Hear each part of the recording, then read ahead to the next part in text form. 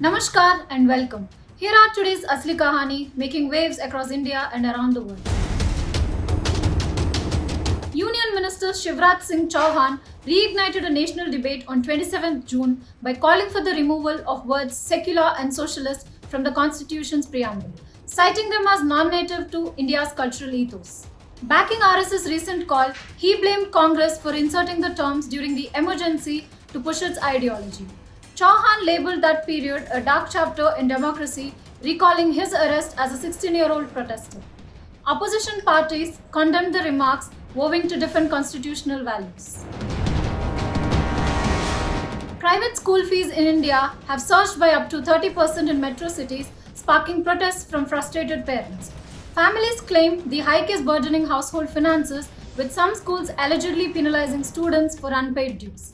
The backlash has reignited debates on transparency, regulatory oversight, and the commercialization of education. Many are calling for stronger government intervention and better support for public schools. The issue underscores a growing global concern balancing educational quality with financial accessibility.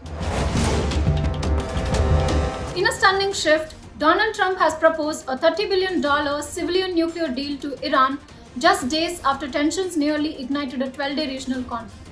The offer, confirmed by diplomats on June 25th, reportedly backed by Gulf nations, focuses on energy and comes with secret negotiations via Qatar and Oman.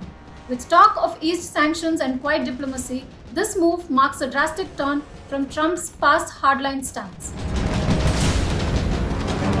Meta CEO Mark Zuckerberg has launched an aggressive campaign to recruit top AI researchers, offering $100 million signing bonuses and personal outreach tactics like dinner parties and WhatsApp groups.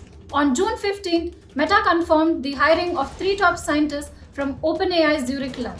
His mission: build a superintelligence team to outpace OpenAI in the AGI race. As Meta double downs on AI after its metaverse misstep, questions loom. Can big money buy real innovation, or is this another bold bet without returns? A new survey released on June 26 names TikTok as Kenya's most distrusted social media platform, with over 55% of citizens citing it as a major source of misinformation. The findings raise alarm ahead of the 2027 presidential elections as concerns grow over fake news, deepfakes, and political propaganda. Despite its massive youth following, TikTok faces mounting pressure from watchdogs and rights groups to curb false content. The spotlight is now on digital literacy and tighter content moderation to combat its growing influence. North Korea is set to open the Wonsan Kalma coastal resort next week, marking a major tourism push with facility for 20,000 guests. Kim Jong-un hailed it as a landmark achievement, with domestic tourism starting July 1st and Russia sending its first group soon after. Foreign tourist plans remain unclear. Meanwhile, on June 28, India has appointed Alyawati Longkumar as ambassador to North Korea, restoring full diplomatic presence after 4 years. Observers see tourism as Pyongyang's economic lifeline amid sanctions. Wrapping up, we welcome you to the universe of Asli Kahani, where stories aren't told for views but for change. Like, share, and subscribe to support journalism that slows down, digs deep, and doesn't talk over. Drop your thoughts in the comments and let us know what you think. We'll be back shortly. Until then, be smart, be alert, be aware, and most importantly, be asleep.